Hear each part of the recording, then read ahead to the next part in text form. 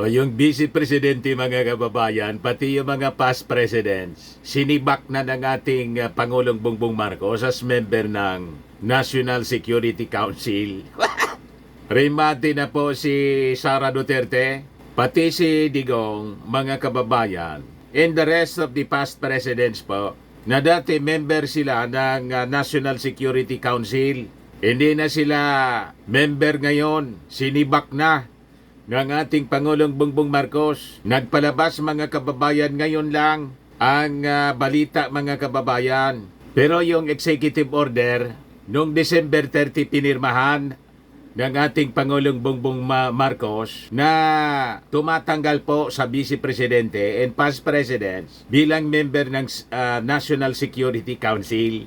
Tama po ito mga kababayan. No? Marcos Jr. reorganizes National Security Council, removes Vice President, ex-presidents from panel. Ayan po yung pinalabas na executive order.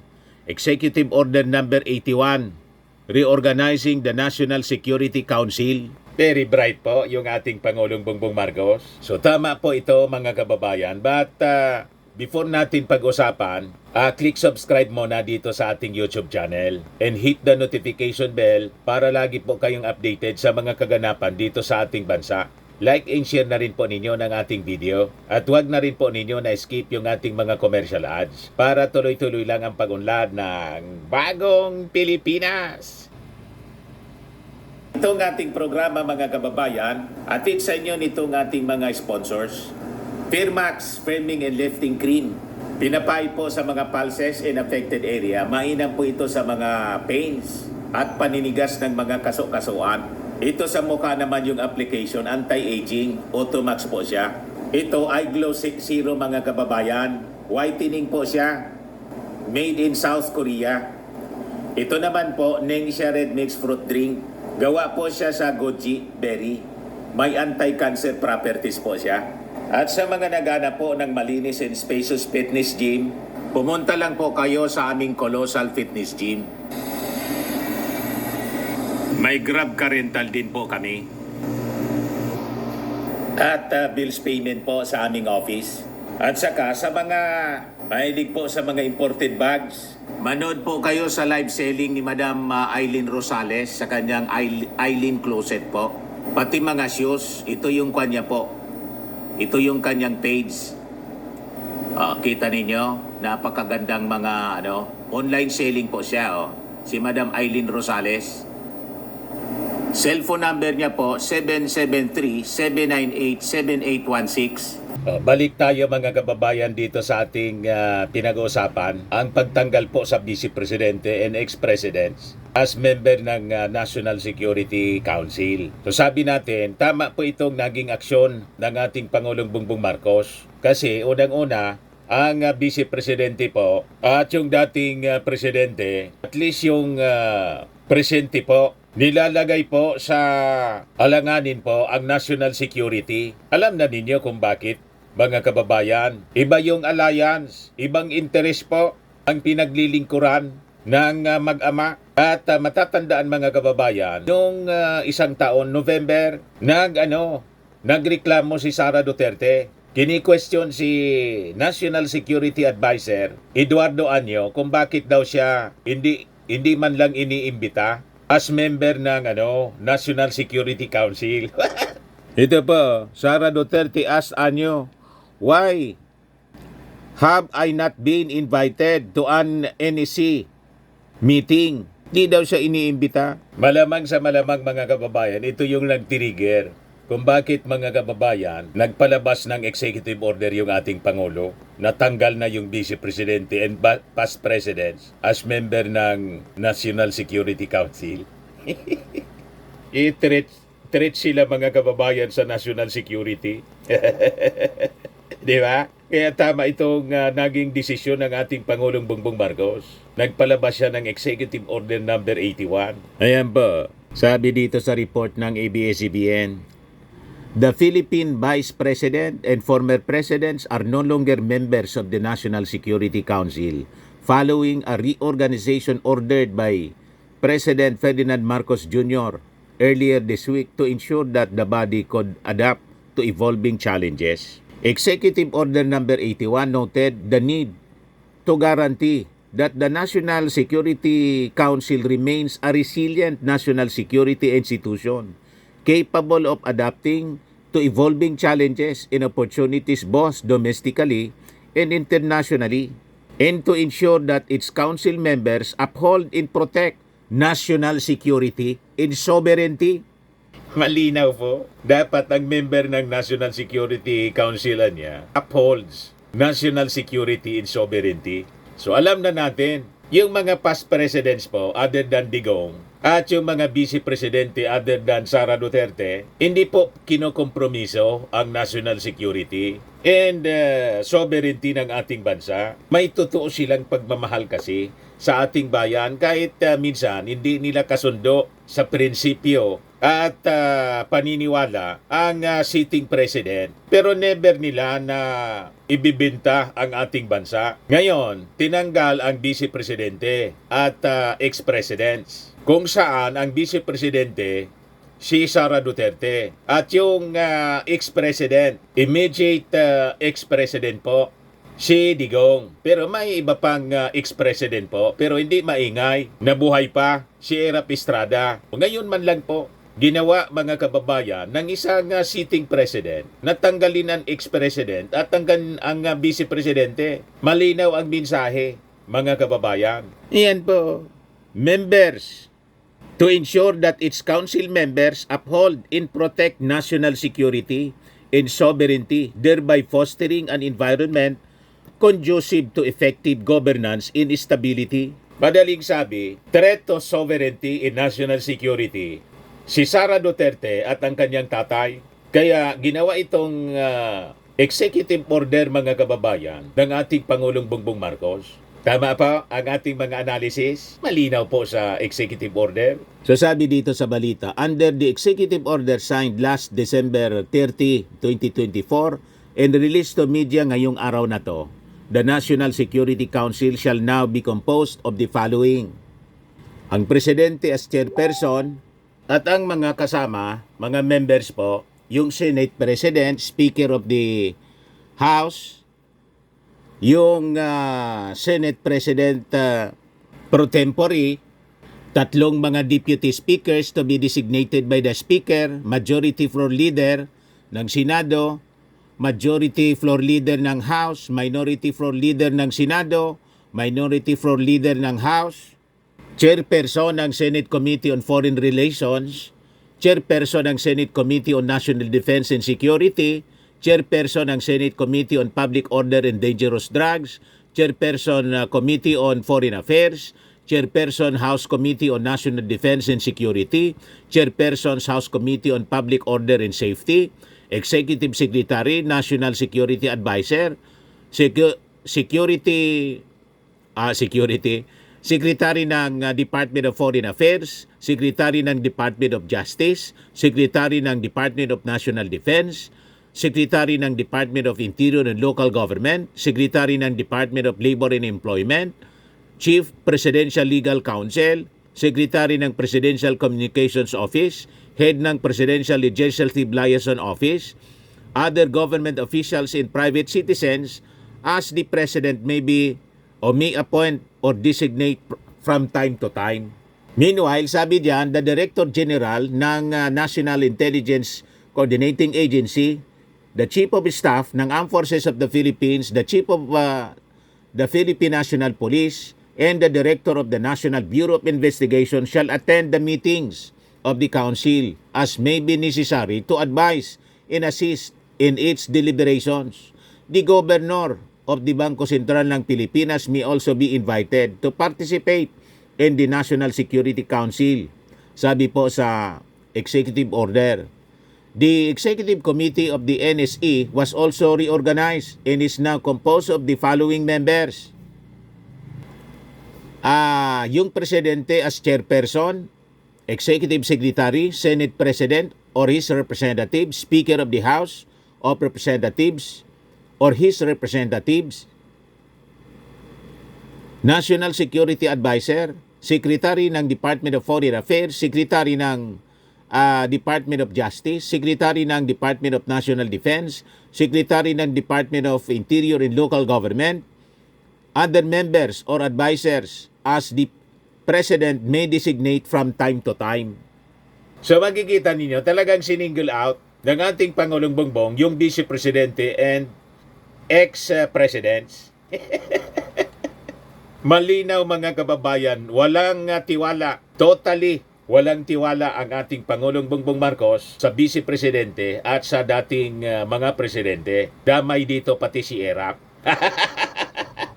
Di bali po, si Era po, may pagkamakabayan yon. Hindi tulad ng dating Pangulong Digong, arap-arapan na sinasabi sa publiko na gusto na tayong maging province po ng China. At si Inday, mga kababayan, never po na nagkundina sa mga ginagawa ng China sa West Philippine Sea. Lahat ng issue may sinasabi siya other than sa pang-abuso ng China.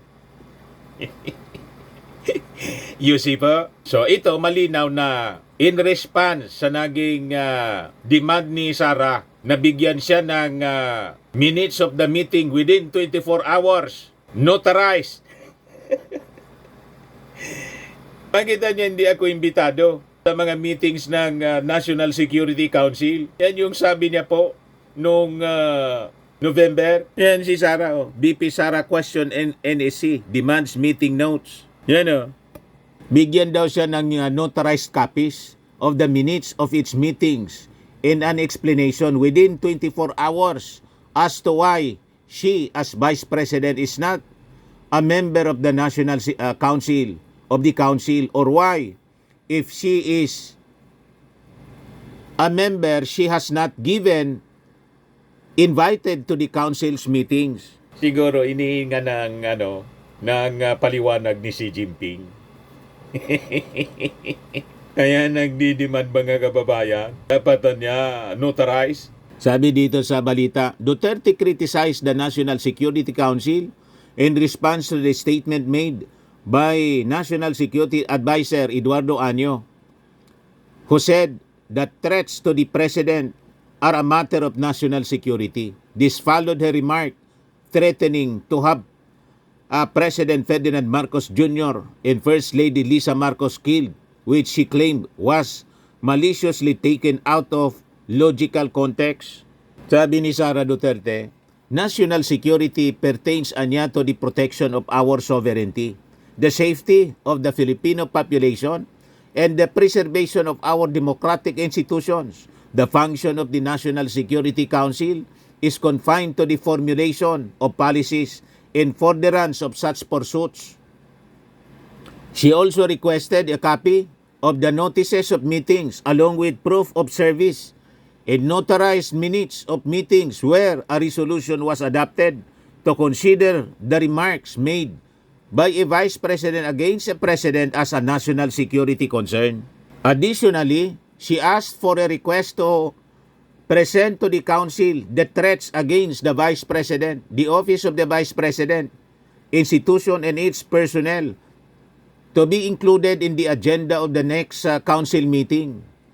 Sabi ni Sara, never daw siya na naka-receive ng single notice of meeting from the Council since June 2022, June 30, 2022, and again requested copies of the notarized minutes of its meetings. I want to review what the Council has accomplished so far in terms of policies and recommendations for national security, sabi po ni Sara Duterte. O ngayon, nakuha niya yung hanap niya.